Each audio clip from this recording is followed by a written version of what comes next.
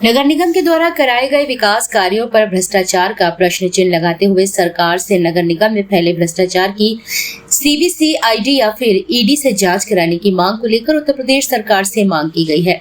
Advocate Anil Kumar Sharma ने आज नगर निगम पहुंचकर मीडिया के सामने नगर निगम में भ्रष्टाचार फैला होने के आरोप लगाए हैं। उन्होंने कहा कि झांसी नगर और सीपरी बाजार की सड़कें आपको चीख चीख कर बता रही हैं कि कितना भ्रष्टाचार फैला हुआ है।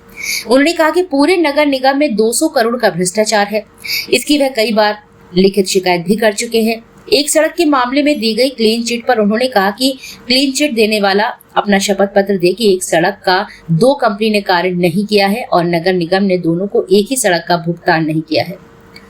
उन्होंने कहा कि वह इस मामले को लेकर हाई कोर्ट में PIL दर्ज कराने जा रहे हैं। उन्होंने कहा कि सरकार नगर निगम पर लगाए जा रहे भ्रष्टाचार के आरोपों की ईडी या फिर सीबीसीआईडी की जांच कराए। मेरा नाम एडवोकेट अनिल कुमार शर्मा है। मैं वीर सावरकर सेना का राष्ट्रीय प्रमुख हूँ। सर, आपने नगर निगम को लेकर कुछ खुलासे किए हैं क्या? मैडम, नगर निगम महाभ्रष्टाचार में डूब चुका है।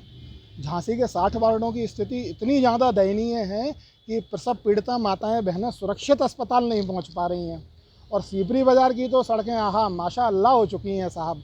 कोई निकले तो क्या कातिलाना सड़कें बनाई हैं नगर निगम ने, पहला विषय। दूसरा विषय, अभी कुछ ही दिनों पहले 29 लाख रुपए का बिना सड़क बना के भुगतान करा गया है, जिसमें नगर आयुक्त तो सरगना है इस भ्रष्टाचार के।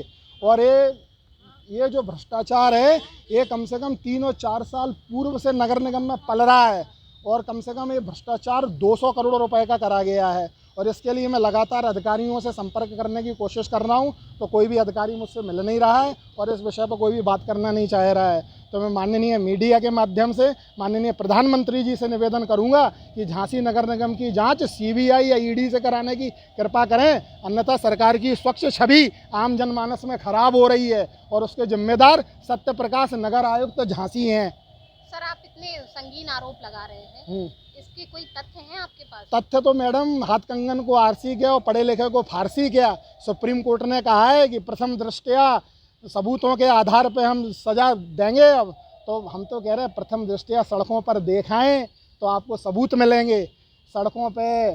और जहाँ जहाँ नगर निगम के काम चल रहे हैं, हम तो कह रहे हैं इस बिल्डिंग को देखे आओ आप अंदर। अभी जहाँ पर महापौर जी बैठते हैं वहाँ के बगल में एक शौचालय है और उसकी स्थिति आप खुद देख के आओ, आपको मालूम चल जाएगा कितना गजब का भ्रष्टाचार नगर निगम झांसी में मचा हुआ है। इसके कोई सबूत है आपके पास? सबूत मैडम यही है कि प्रथम दृष्टया साक्ष्य उपलब्ध हैं।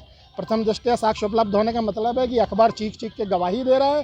दैनिक जागरण गवाही दिया है कि नगर निगम झांसी में 29 लाख रुपए का फर्जी भुगतान हुआ है और ऐसे सैकड़ों भुगतान हुए हैं। जब इन भुगतानों के क्रम में मैंने नगर को लेकर महापौर ने स्वयं बाइट दी थी कि स्थल परिवर्तन हुआ है। नहीं, महापौर जी अगर ऐसा परिवर्तन है एफिडेविट लगा के दें महापौर जी, और उसके बाद मैं PIL डाल रहा हूँ हाई कोर्ट में, तो महापौर जी वहाँ आके अपना स्पष्टीकरण रखें, तब आम जनता को समझ में आएगा कि महापौर जी सच कह रहे हैं कि महापौर जी भी कुछ दाल में काला है।